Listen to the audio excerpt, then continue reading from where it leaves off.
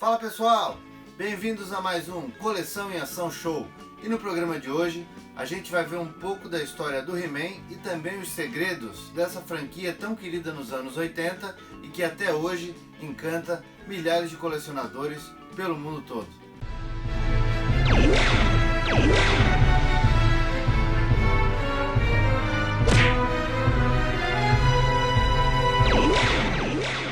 Alguns podem não saber, mas em 1976 foi onde começou a história de He-Man e os Mestres do Universo. Tudo porque George Lucas procurou a Mattel, que na época era uma das empresas mais conceituadas em termos de brinquedo nos Estados Unidos, para fabricar as action figures de Star Wars, que seria lançado nos cinemas um ano depois. Acontece que os executivos da Mattel, eles eram meio conservadores e não colocaram muita fé que esse filme Star Wars realmente faria sucesso e acharam que as action figures dariam em nada. Então recusaram a oferta do George Lucas, que acabou tendo que entregar o seu produto para a Kenner, que na época era uma empresa muito pequena, e o resto a gente sabe que é história. Hoje Star Wars é uma das maiores franquias do mundo. A Kenner fez muito sucesso durante os anos 70 e os anos 80 e a Mattel teve que correr atrás do prejuízo. A Mattel então, que já era famosa pela franquia da Barbie, brinquedo exclusivo para as meninas, precisava desesperadamente de um brinquedo também para os meninos. Tudo porque a Kenner, a essa altura do campeonato, já fazia sucesso com os brinquedos de Star Wars e a Hasbro já tinha em suas fileiras os G.I. Joes. A Mattel então pediu para sua equipe criativa procurar uma nova franquia para os meninos. E o que aconteceu? O pessoal começou a pensar e acabou apresentando o He-Man como um conceito do homem forte, né, um homem poderoso, que isso conquistaria todos os meninos. E o conceito inicial dele é que seriam vikings ou robôs ou então homens do espaço. Dos três conceitos apresentados aos executivos da Mattel, a versão escolhida foi a Bárbara. Só que aí o pessoal acabou se deparando com um novo problema. Essa figura inicial do He-Man, ela acabou sendo muito comparada ao personagem do Conan, que já tinha sido criado há mais ou menos 50 anos atrás. Então um bárbaro com cabelos compridos e moreno refletia muito na imagem do Conan. Então o que aconteceu? O pessoal acabou tendo que criar novas ideias em cima desse conceito do bárbaro, transformou o He-Man num personagem loiro e criou todo um background para ele, trazendo inimigos, trazendo amigos e fazendo os protótipos para apresentar para o pessoal da Mattel. A linha de brinquedos então acabou sendo produzida em 1981 e foi apresentada para os executivos. Só que tinha um problema. Enquanto os comandos em ação a essa altura do campeonato já tinham uma certa história a ser contada, Star Wars já tinha um filme para representar os seus bonecos, o He-Man acabou não tendo nenhuma história de fundo, era simplesmente um cara forte, loiro, que enfrentava uma cara de caveira com alguns amigos e alguns inimigos. Os executivos da Mattel, ainda relutantes, perguntaram para o pessoal da criação o que eles fariam com isso, e o pessoal da criação, do nada, disse que tinham mini comics. Saíram correndo dali, foram atrás de alguém para desenhar essas mini comics, de alguém para criar uma história. E uma história de fundo do He-Man inicial é que ele seria um herói bárbaro que faria parte de uma tribo de bárbaros no planeta Eternia, que enfrentaria um inimigo chamado Esqueleto.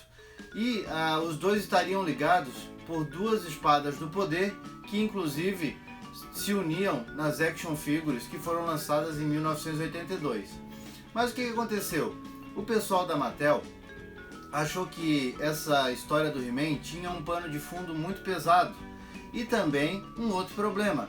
Como é que as crianças de 5 ou 6 anos de idade, que eram o público-alvo, né, para esse tipo de brinquedo, leriam essas mini comics?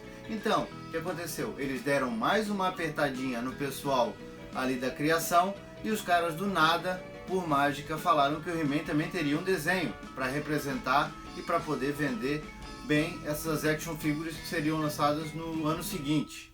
Finalmente, em 1983, um ano depois que as action figures já estavam no mercado, o desenho do He-Man e os Mestres do Universo finalmente chegou nas TVs.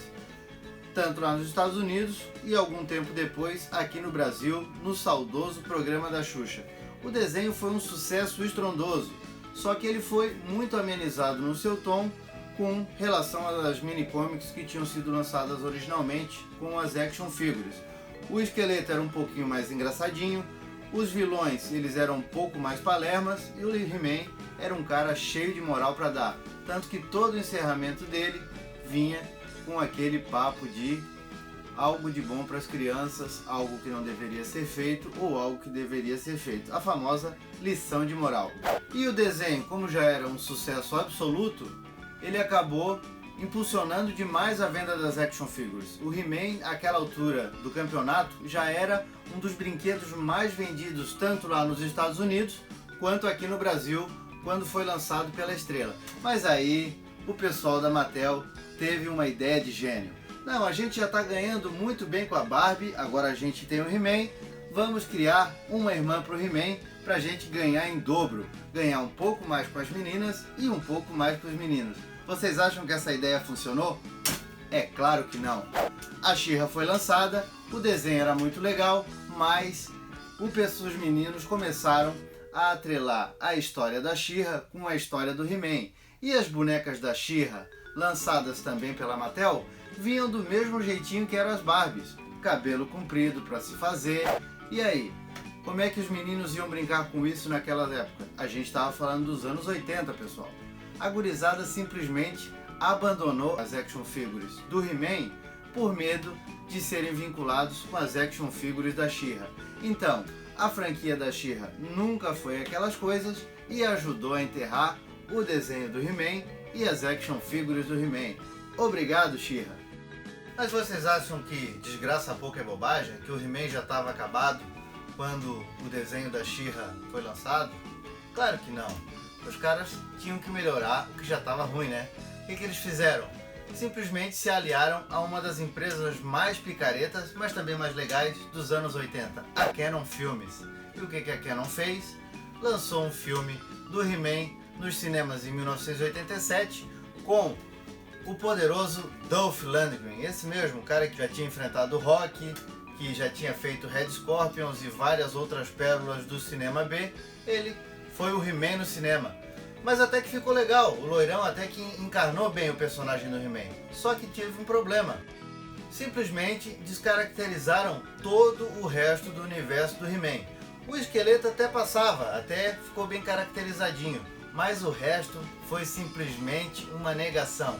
Até a Courtney Cox, do Friends, estava no filme, que se passou quase inteiro na Terra, com inimigos totalmente diferentes e com uma história que não tinha simplesmente nada a ver com o que a gurizada já estava acostumada a ver no desenho. E aí, o que vocês acham? Mais um fracasso retundante. E aí, rapaziada, acabou-se de vez a história do He-Man nos anos 80. Depois de tanto fracasso, o pessoal da Mattel esperou baixar um pouquinho a poeira e no começo dos anos 90 resolveu ressuscitar a franquia do He-Man. Só que novamente os campeões se superaram. O que eles fizeram?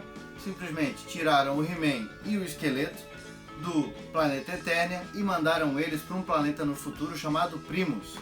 E mudaram novamente toda a história do He-Man, que a essa altura do campeonato já tinha até trancinha no cabelo e espada flamejante. O esqueleto, um baita de um idiota nesse desenho, se uniu a uns mutantes e não era nem um arremedo do que ele tinha sido no desenho dos anos 80. O desenho se parecia muito mais com... tinha muito mais o estilo dos G.I. Joes, dos comandos em ação, do desenho de comandos em ação, do que do original do He-Man propriamente dito. Mas até que alguma coisa se salvava ali. Confesso para vocês que as action figures lançadas, baseadas nessa linha das aventuras do He-Man, eram bem legais. E hoje em dia até que elas são bem disputadinhas no eBay. Só que, mais uma vez, a Mattel conseguiu um fracasso redundante. E dessa vez, o He-Man acabou entrando para o limbo dos heróis esquecidos por um bom período de tempo. Isso só veio a mudar no começo do novo século, no começo dos anos 2000, quando o He-Man finalmente ganhou um desenho à altura do desenho dos anos 80.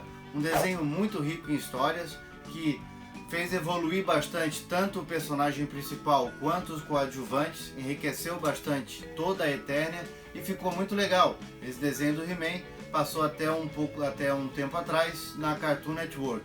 Esse sucesso do novo desenho do He-Man, ele empolgou tanto o pessoal da Mattel que eles até lançaram uma nova linha de action figures para o He-Man, que durou um certo período de tempo nas prateleiras lá norte-americanas, e depois eles viram que o desenho tinha chamado bastante a atenção do pessoal das antigas e eles começaram a focar realmente as novas coleções deles, que é essa linha Motu nova que a galera ama colecionar.